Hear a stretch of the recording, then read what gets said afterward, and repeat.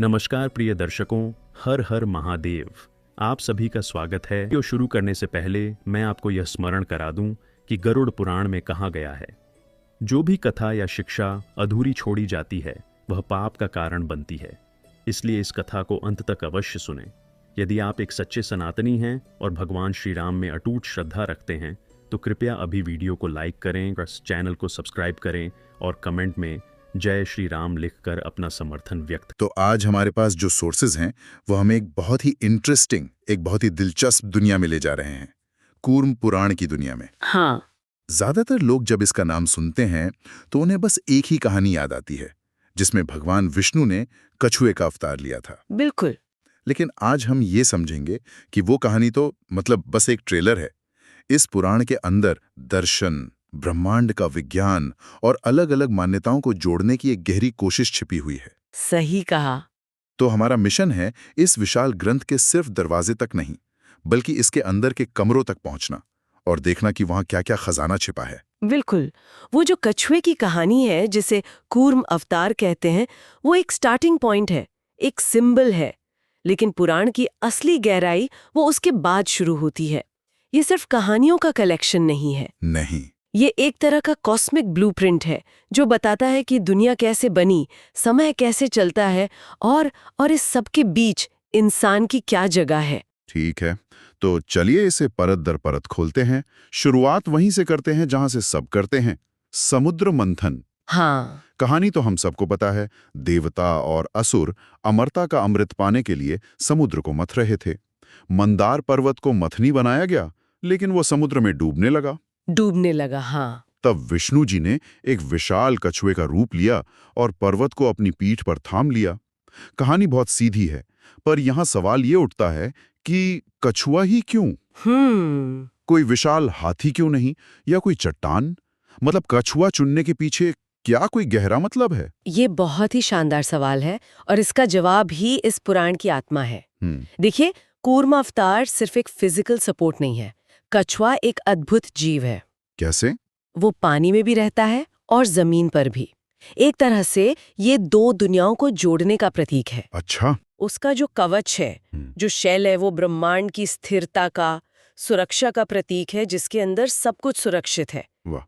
और उसकी वो धीमी स्थिर चाल, वो इस बात का प्रतीक है कि किसी भी महान काम के लिए, चाहे वो ब्रह्मांड का मंथन हो या जीवन में कोई बड़ा लक्ष्य, एक धैर्यवान, स्थिर और मजबूत नींव की जरूरत होती है। तो विष्णु का कछुआ बनना ये दिखाता है कि किसी भी महान आध्यात्मिक खोज के लिए एक डिवाइन फाउंडेशन चाहिए। एकदम। वाह, ये तो मैंने कभी ऐसे सोचा ही नहीं है। ये सिर्फ एक चमत्कार नहीं था, बल्कि एक फिलोसॉफिकल स्टेटमेंट था कि पहले अपनी नींव मजबूत करो। बिल्कुल। और जैसा कि सोर्सेज बताते हैं, इस घटना के बाद नारद और दूसरे ऋषि मुनि विष्णु की स्तुति करते हैं। तो ये सिर्फ एक फिजिकल एक्ट नहीं, बल्कि एक आध्यात्मिक घटना थी। हाँ, जिसने आगे की सारी फिलॉसफी के लिए स्टेज सेट कर दिया। सही, एकदम सही। वो स्तुति इस अवतार के आध्यात्मिक महत्व को स्थापित करती है और यहीं से पुराण का कैनवस अचानक बहुत बड़ा हो जाता है। एक घटना से निकलकर हम पूरे ब्रह्मांड की संरचना पर आ जाते हैं। हाँ, बिल्कुल। ये हमें सर्ग और प्रतिसर्ग के कॉन्सेप्ट से मिलवाता है। हाँ, मैंने भी ये शब्द देखे, सर्ग यानी सृष्टि का बनना और प्रतिसर्ग यानी उसका विनाश। लेकिन ये तो एक तरह से बिग बैंग और बिग क्रंची जैसा ही लगता है। क्या इसमें कुछ अलग है? ये उससे कहीं ज्यादा काव्यात्मक है। पुराण इसे एक धमाके की तरह नहीं देखते, वो इसे ब्रह्मांड की सांस की तरह देखते हैं। सांस की तरह? हाँ, सर्ग है जब ब्रह्मांड सांस बाहर छोड़ता है, यानी फैलता है, जीवन बनता है। और प्रतिसर्ग है जब वो सांस अंदर लेता है, सब कुछ वापस सिमट जाता है, ताकि एक नए चक्र की शुरुआत हो सके। बिल्कुल। ये एक अंतहीन प्रक्रिया है, लीनियर नहीं। और इस प्रक्रिया को मापने का जो पैमाना है, वो तो दिमाग को चक्कर दे देता है। आप युगों की बात कर रही हैं, सतयुग, त्रेता, द्वापर, कलयुग। हम अक्सर ये नाम सुनते हैं, लेकिन पुराण इसे जिस स्केल पर ले जाता है वो हैरान करने वाला है। बिल्कुल। सोचिए, इन 4 युगों का एक चक्कर मिलकर बनता है एक महायुग। एक महायुग? और ऐसे 71 महायोग मिलकर बनता है एक मनवंतर। और फिर ऐसे 14 मनवंतर मिलकर ब्रह्मा का सिर्फ एक दिन बनता है। सिर्फ एक दिन? हाँ, जिसे कल्प कहते हैं।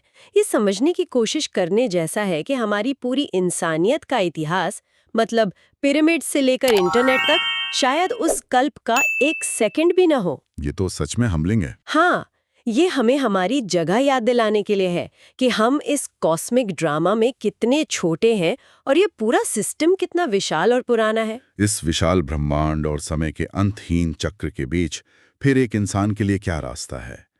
क्या ये पुराण हमें बस ये बताकर छोड़ देता है कि हम कितने छोटे हैं, या फिर ये हमें मुक्ति या ज्ञान का कोई रास्ता भी दिखाता है? दिखाता है। यहीं पर शायद ईश्वर गीता का जिक्र आता है ना? हाँ, और ये इस पुराण का दार्शनिक दिल है। अब यहाँ एक और दिलचस्प बात है।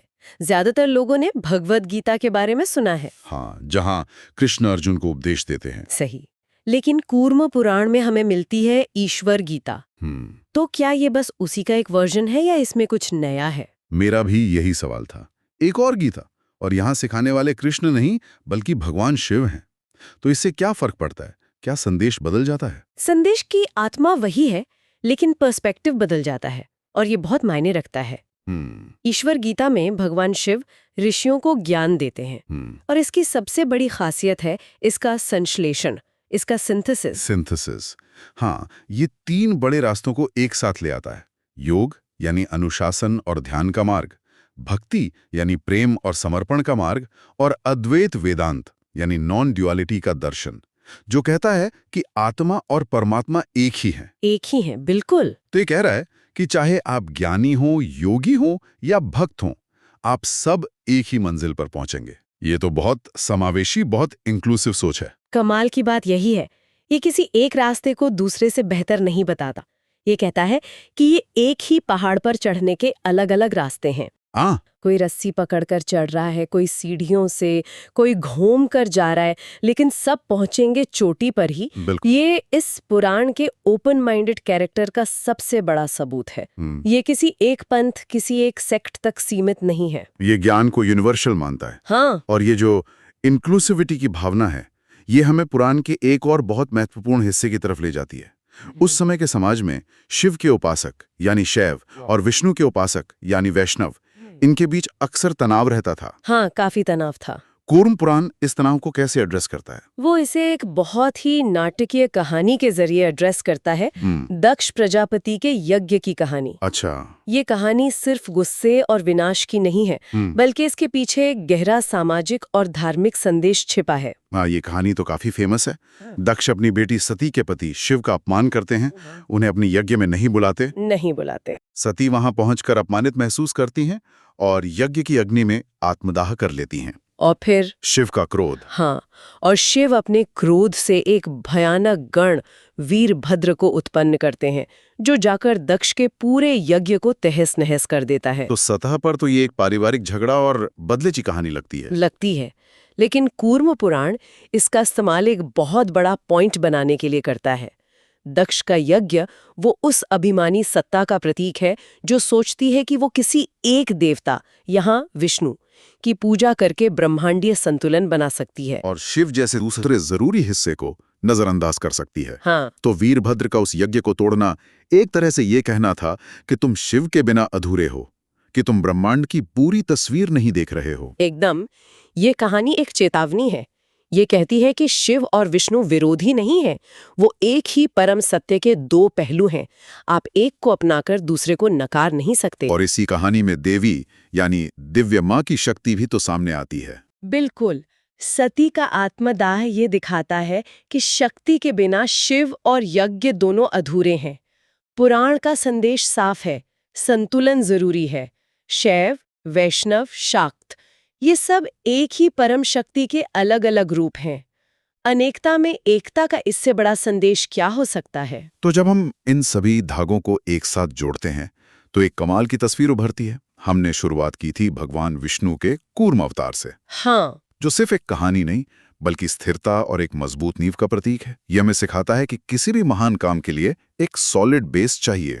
फिर हमने ब्रह्मांड के विशाल कैनवस को देखा, सर्ग और प्रतिसर्ग के जरिए सृष्टि के बनने और मिटने के अंतहीन चक्र को समझा। और युगों और कल्पों के पैमाने ने हमें हमारी अपनी जगह का एहसास कराया। ये हमें बड़े पर्सपेक्टिव से सोचना सिखाता है। हाँ, और फिर हम इस पुराण के दार्शनिक दिल ईश्वर गीता में उतरे।